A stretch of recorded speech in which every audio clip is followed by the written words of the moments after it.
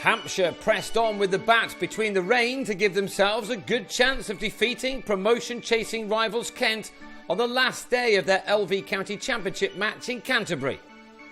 Jimmy Adams had rejected the opportunity to enforce the follow-on on the previous day, instead batting a second time to knock Kent completely out of this match, and that he and Michael Carberry were able to do after they resumed their partnership on the third morning, with a total on 57 without loss and the lead already standing at 246. Both batsmen began the day on 26 and both recorded 50s. Adams their first off 133 balls with this couple off Callum Haggett. Even though they had a big lead when starting their second innings, neither opener had gone hell for leather, preferring instead to wear the Kent attack down, something these two were doing.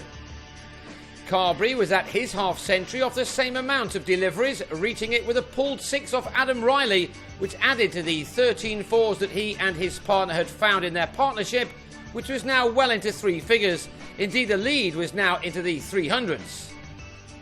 And after an early lunch had been taken because of rain, that lead was built upon even further, with both these batsmen moving through the numbers with ease.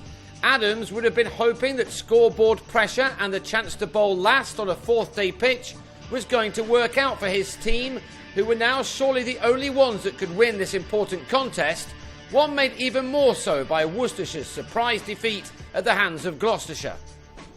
Carberry added a second maximum off Riley as the partnership moved on to 179 to take the lead to 368.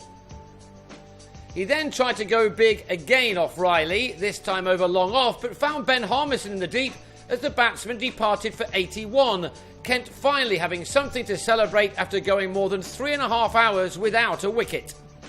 The next one followed fairly quickly though, after Adams had moved to within 3 runs of what would have been his first 100 of the campaign.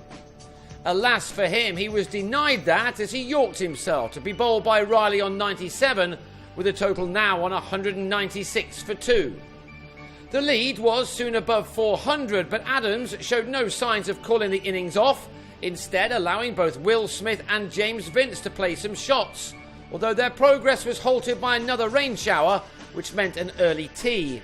Either side of the rain, these two added 61 runs together in 11 overs, taking the total to 257 and the lead to 446. Some hitting then allowed Fabian Cowdrey to grab not just his maiden championship wicket, but 3 of them. On 36, Vince was stumped, before Liam Dawson was caught on the long-off boundary by Harmison for 6. Smith then struck the same bowler for a 6 as he raced on to 74 of only 61 deliveries. The declaration finally coming after Adam Wheater was bowled by Cowdrey with a total on 311 for 5, Cowdrey taking 3 for 59. That left Kent a target of 501 runs to win for the 4th time in succession, and they had a minimum of 129 overs in which to get them. In the 8th, they lost their captain Rob Key, who was LBW to his former teammate Matt Coles, on 5. That was not the start the home side were looking for, but they would have been happy with the progress they made through much of the remainder of the day. The pitch still looked to be a good one to bat on, a much better one than Kent's first innings of 191 suggested. Harmison and Daniel Bell-Drummond had to forget about the enormous task ahead, instead concentrating on each delivery. That they did well enough as they stuck it out together for 22 overs, in which they added 70 runs, taking the total to 94. Only 22 balls of the day were left when Danny Briggs had Harmison held at mid-wicket by Vince off a loose shot, which saw the batsman on his way for 38.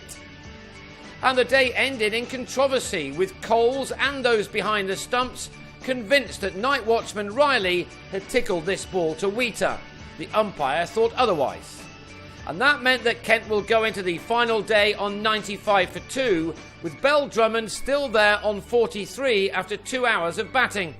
He may need to stick it out for a good while longer though, with his side still needing 406 more runs to win, or more likely having to bat out the best part of 96 overs to earn what would be a very handy draw from here.